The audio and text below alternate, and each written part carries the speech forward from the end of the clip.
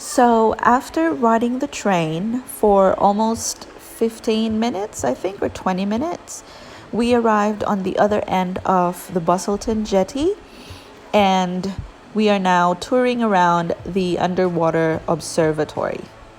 From the very end of the jetty all the way back into shore, but only in that metre or so of intertidal area. That window also gives you a great preview of the colourful encrusting sponges that roll on the piles, and of course, close to the surface, the highest light level, the colours are at their most vibrant. As we get down towards the seafloor, the colours become a little bit muted as the light has to travel further through the water. Come right forwards, guys, that's the way. Now this land is called the littoral or the open water zone, and this is one of only 6 places in the world. The fact that we don't feed the fish that you see from our windows, there's no fences or barriers keeping any of this marine life up close to us. So what you see is all naturally occurring apart, of course, from the jetty structure itself. There's some teeny tiny bullseyes just outside this window here. They're about a month old now, these little orange coloured fish. We love this time of year because we see lots of babies in the water. The surface, normally they're silvery coloured and fishy shaped fish. We might see some jellyfish, and then there's also fur seals sometimes sighted from our windows as well. There are crabs on the piles, and of course the encrusting growth on the piles. There's a jellyfish. Now this next name is actually visible on our website. So we have 2 web cams in the observatory. This is the south web cam. The north web cam looks out the tall window next to the lift down on the sea floor. And these web cams operate 24 hours a day, 7 days a week, so you can log in from home, have a look and see what's happening down here any time. Obviously West Australian daytime is the best time to have a look. The pile that we're looking at here is about 70 years old, and it was moved into position in front of this window once the observatory was fixed here because it is such a great demonstration of the final stage of colonisation on the piles. Well, these finger-like structures reaching out are actually 2 separate species that are working together. So the whites that we see look like little floral petals is a soft coral. It's called a telesto or a snowflake coral, and that's what builds their structures, but it has a symbiotic relationship going on with the orange encrusting sponge. So the sponge is overgrowing the coral structure, giving it a bit more definition, protection from the turbulence of the water, and of course the sponge is giving the coral that structure to maintain itself as well. So the telestos can retract inside the sponge, and then when they're actively feeding, their 8 little tendrils trap all the microorganisms in the water to keep them nourished and growing healthily. That little fish is called a scaly fin, and he's quite territorial. You might notice he seems to be buzzing around quite a lot. They have been known to bite divers on the fingers or on the forehead. They think the divers spending too much time in what they consider to be their territory. I think of them as the Jack Russell of the fish world. A big fish in a small fish's body, basically. They're pretty hilarious. There's also a few little black-headed pullers at the moment with the black face and the yellow stripe along their spine.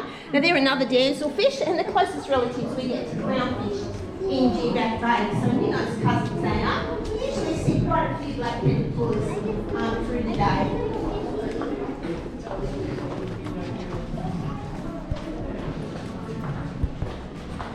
So down here on the sea floor, as you look out the windows, you'll notice Whoa, is that a wall? chunks of jetty structure. There are piles of bollards. Yeah, I think that fire is down there. Ooh, yummy. On the sea floor. And these are all wreckage from that fire that happened in 1999. In the back near the It line. happened in almost yeah, that's a exactly big the one. spot where it was already planned to build the underwater observatory. And we don't know what caused the fire. It could have been something as simple as a cigarette butt dropped in between dry old jetty timbers.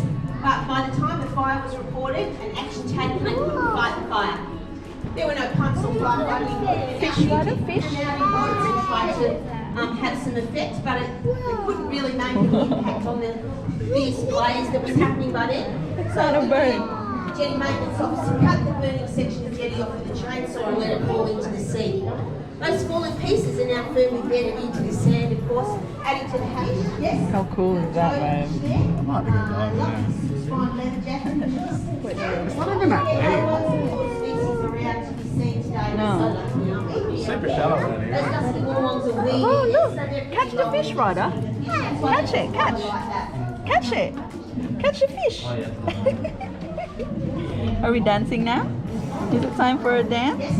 And this one here as well. These are structures that call sciens or sea squirts. So the filtering Dancing, dancing. one animal. So one side is the inlet, one's the outlet. They work on pressure. They just filter their nutrients from the water. The sciens are actually in the That's pretty cool. That was a big fish there. That was yummy. Because in one of their life stages they have a spinal cord. They don't go Little Hey. We're related way back. It's been sitting there for ages. Yeah. Herring and Sir Jack Valley was swimming up the top end today. Hey, Ryder. Now, this final window, the western window, looks out to what the rest of Geographic Bay looks like without the shelter and protection of the jetty. So this is where we see the seagrass meadows and sandy patches that make up most of Geographic Bay. These are the second largest seagrass meadows in the world, second only to Shark Bay. They hold about 2/3 of the world's known species of seagrasses, so they're a really important environmental asset. And of course, a great habitat for local fish species as well. I'm told that most of the herring in Australia are actually born in Geographic Bay. They make their way right across the Great Australian Bight and swim up the east coast, and they're called as Tommy Rough over there, but we call them Australian herring. As far as we're concerned, that's their problem. Yeah.